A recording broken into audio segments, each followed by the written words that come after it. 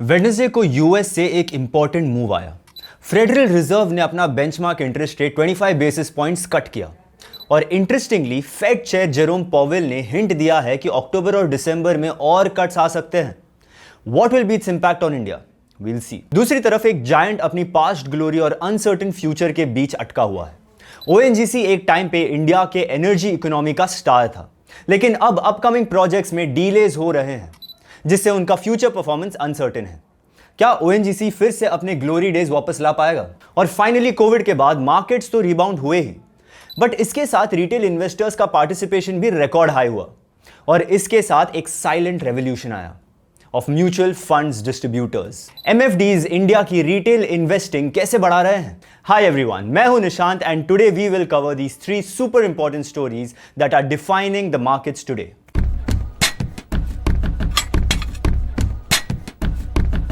दिसंबर 2024 के बाद पहली बार वेडनेसडे को यूएस फेड ने इंटरेस्ट रेट्स कम किए और ये इंडिया को डेफिनेटली इंपैक्ट करेगा।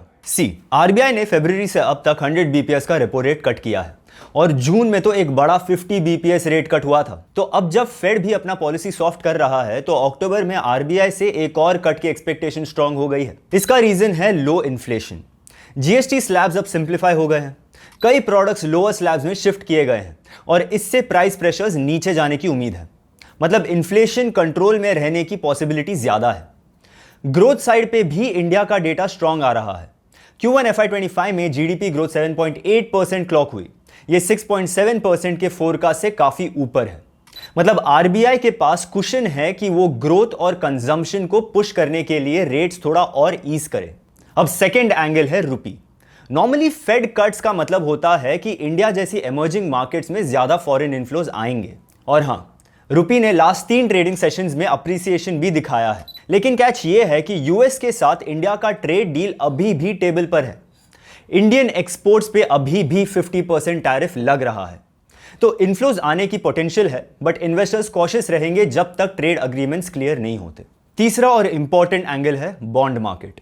यूएस कट्स का डायरेक्ट इंपैक्ट इंडिया के 10 ईयर जी सेक यील्ड्स पे अभी लिमिटेड होगा, लेकिन अगर फेड इस साल और रेट कट करता है तो India US bond yield spread और वाइडन करेगा। अभी ये स्प्रेड 2.4% के आसपास है। वाइडर स्प्रेड का मतलब है फॉरेन इन्वेस्टर्स के लिए इंडियन बॉन्ड्स और अट्रैक्टिव हो जाएंगे और ये इंडिया के लिए क्रूशियल है क्योंकि बोरोइंग प्रोग्राम बड़ा है। चीपर यूएस डॉलर फंडिंग से पीएसयूज, बैंक्स और कॉर्पोरेट्स के लिए ओवरसीज बॉन्ड मार्केट रीओपन हो सकता है, जो अभी तक थोड़ा कोल्ड था। तो बिग पिक्चर यह है कि फेड का रेट कट से आरबीआई को और रेट कट्स का ब्रीदिंग स्पेस मिल सकता है।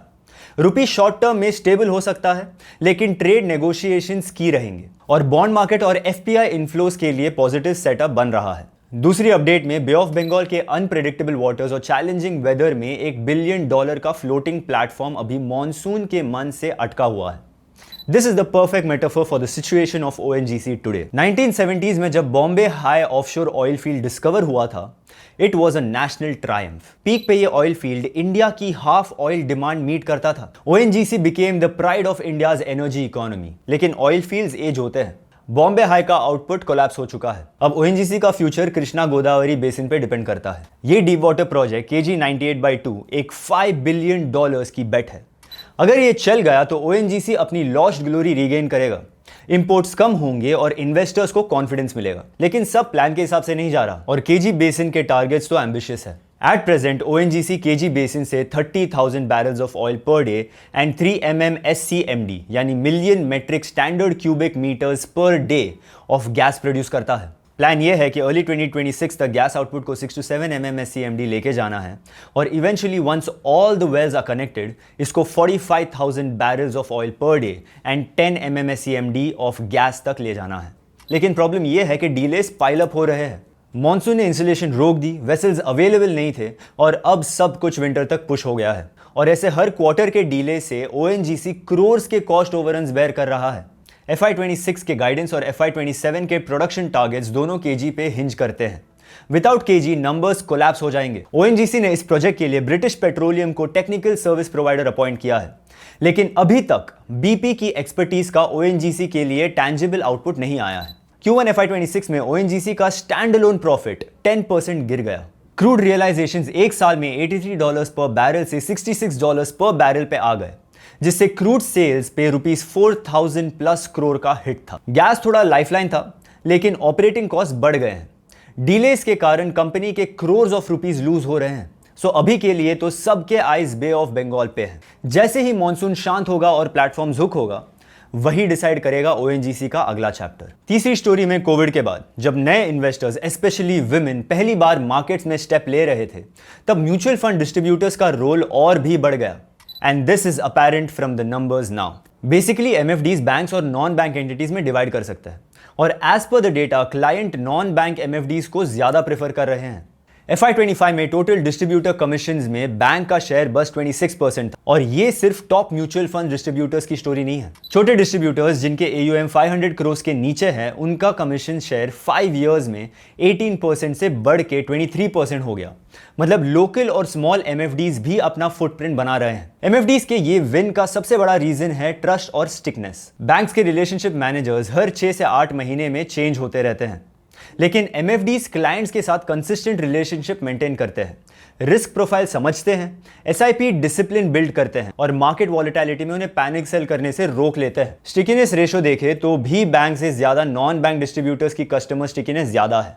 ये रेशियो यूजुअली MFD के मंथली ग्रोस इनफ्लो और नेट इनफ्लो से पता चलता है। ग्रोस इनफ्लो मतलब total SIP inflow during that month, और नेट इनफ्लो मतलब gross inflows net of redemptions, stoppages और कैंसिलेशंस। तो जितना नेट इनफ्लो ज्यादा as a percentage of gross inflow, उतना स्टिकीनेस ज्यादा है। नॉन बैंक डिस्ट्रीब्यूटर्स का ये रेशो बैंक से ज्यादा है, और कमीशंस का गैप भी क्लियर है। Non bank mutual fund distributors का यील्ड 1.11% है, जबकि बैंक डिस्ट्रीब्यूटर्स का सिर्फ 0.66% है।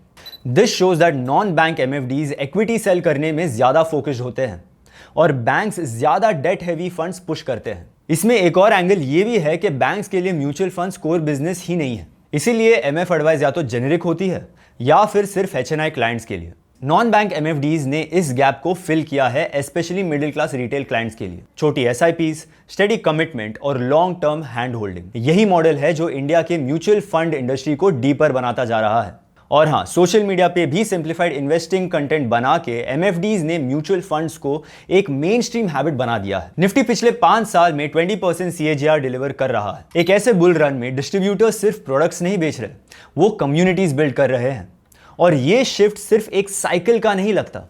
लॉन्ग टर्म ट्रेंड यही कह रहा है कि trust led, equity focused, relationship driven distribution model ही इंडिया के इन्वेस्टर्स को ग्रो करेगा। म्यूचुअल फंड डिस्ट्रीब्यूशन अब एक पीपल्स बिजनेस बन गया है, जहां ट्रस्ट और सर्विस ही असली अल्फा है। That's it then. आज के मार्केट्स में एक तरफ फेड का रेट कट जो RBI को और कुशन दे रहा है और इंडिया के बॉन्ड और करेंसी सेटअप को स्ट्रॉन्गर बना रहा है, दूसरी तरफ ONGC के लिए $1 बिलियन डीप वाटर बेट उसके फ्यूचर का पूरा ट्रेजेक्टरी डिसाइड करेगा, और तीसरी तरफ रिटेल इन्वेस्टर्स के पीछे एक साइलेंट बैकबोन खड़ा है, म्यूचुअल फंड डिस्ट्रीब्यूटर्स, जो ट्रस्ट और कंसिस्टेंसी के थ्रू इन्वेस्टिंग को एक मास मूवमेंट बना रहे हैं। अगर आपको ये ब्रेकडाउन पसंद आया हो तो लाइक करो and subscribe for more such stories. See you in the next video. Investment in securities market are subject to market risks. Read all the related documents carefully before investing.